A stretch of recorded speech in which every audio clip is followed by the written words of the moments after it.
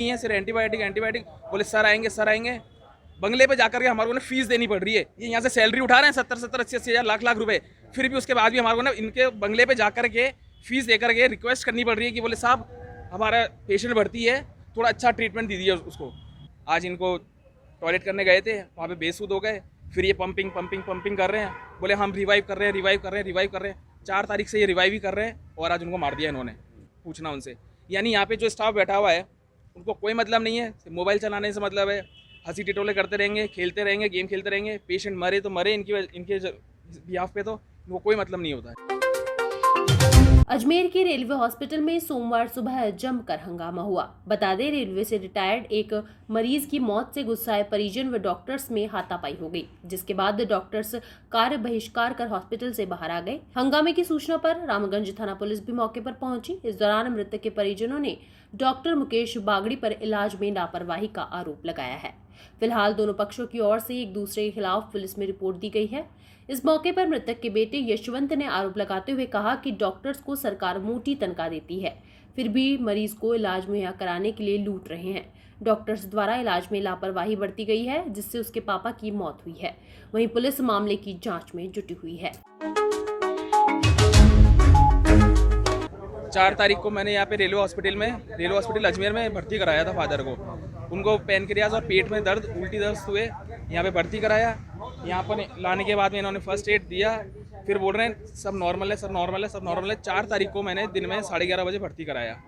उसके बाद में शुक्रवार था, शनिवार को यहाँ पर हमने बोला कि रेफरल बना दो हमारा।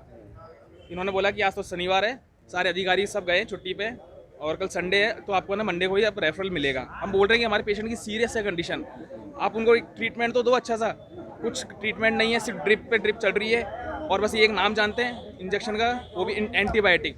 इंजेक्शन का प्रॉपर नाम नहीं जानते। मैं इनसे कब से पूछ रहा हूँ कि कौन सा इंजेक्शन दे रहे हो आप, नाम तो बताओ हमारे को, हम उसे देखें तो सही, उस पर सर्च तो मार सकते हैं कि इस इंजेक्शन का क्या एक्शन होता है।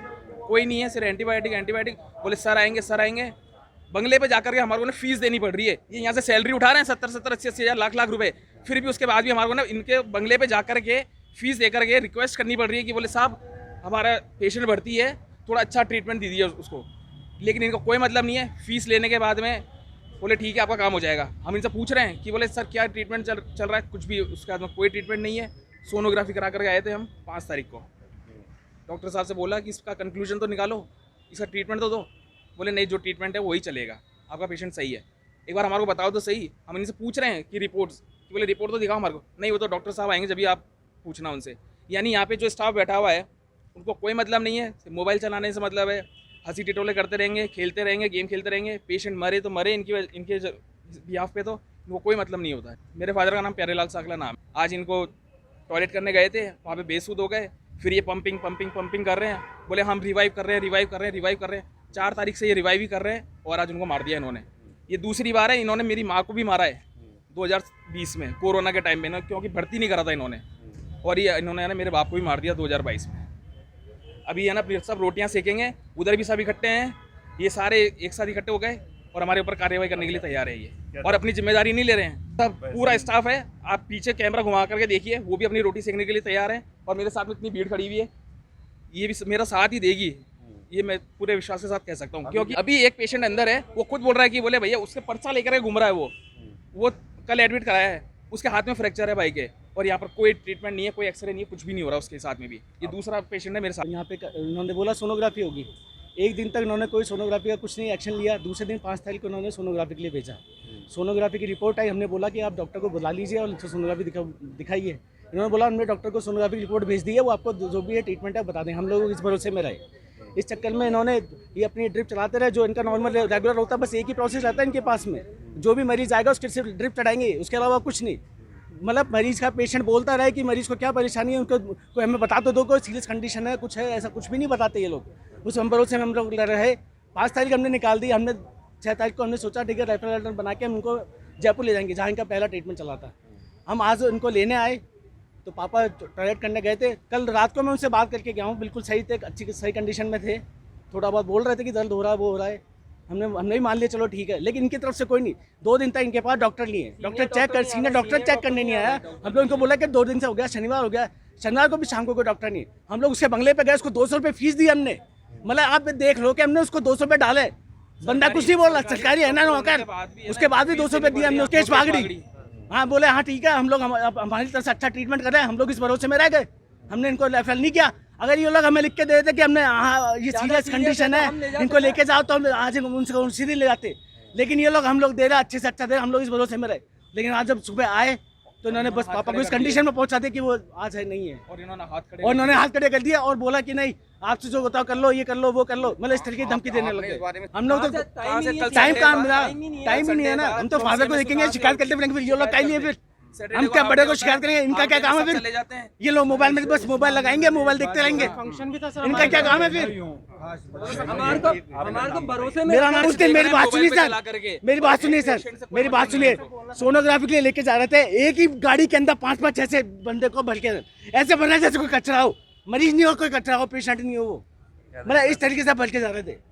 मतलब मरीज को उन्होंने कचरा समझ रखा है। अभी रेलवे हॉस्पिटल से फ़ोन गया थाने पे कि हॉस्पिटल के अंदर कोई झगड़ा हो रहा है, तो मैं ज़ाब्ते सहित मौके पे पहुंचा हूं, प्रिंसिपल से मिला हूं। कोई प्यारीलाल सांखला एडमिट थे 4 तारीख को यहाँ, उनकी अभी सुबह सुबह मृत्यु हुई है। तो स्वाभाविक है कि जिसकी मृत्यु परिवार में जिसकी मृत्यु होती है, उसके बेटे पोते परिवारजन है, उनको आक्रोश आता है। तो डॉक्टरों से कोई कहासुनी हुई होगी, कोई कहासुनी हुई है। तो एक तरफ तो डॉक्टर्स हैं, दूसरी तरफ परिवारजन हैं। अभी इनकी वार्ता चल रही है। अभी सुबह 5:30-6 बजे के आसपास प्यारीलाल जी की मूर्ति परिवारजन बैठे हैं यहाँ, बातचीत कर रहे हैं। जो निष्कर्ष होगा देखेंगे, डॉक्टर रिपोर्ट देंगे तो इनके खिलाफ कार्रवाई करेंगे, ये देंगे तो उनके खिलाफ कार्रवाई करेंगे। डॉक्टरों की हड़ताल के बारे में मैं कोई समझ नहीं कर सकता हूँ, क्योंकि मेरी नॉलेज में मामला है नहीं। इकट्ठी भीड़ खड़ी है, डॉक्टर और हॉस्पिटल स्टाफ है। लेकिन बात करिए, मैंने इनकी बॉडी अभी अंदर रखी है, मैंने कहा बॉडी को परिवारजन को सुपुर्द करो। अब पोस्टमार्टम वगैरह सारा होगा, तो पोस्टमार्टम कहाँ होगा, आगे विधि सम्मत जो एप्लीकेशन मिलेगी उस पर कार्रवाई मैं भी करूँगा। और रेलवे के RPF अधिकारी आए हुए हैं यहाँ, रेलवे SHO वगैरह सब आए हैं, जो नियमानुसार कार्रवाई होगी।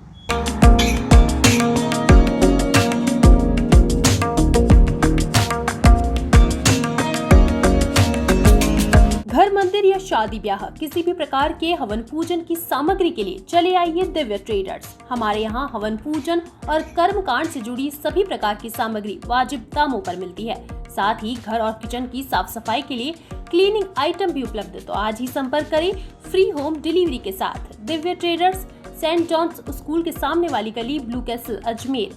8769033139।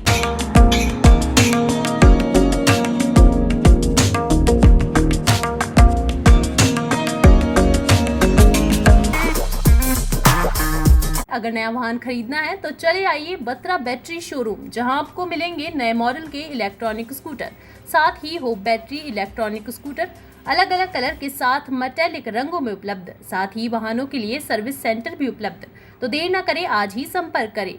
बत्रा बैटरी, भगवानगंज चौराहा, अजमेर। 9571204206।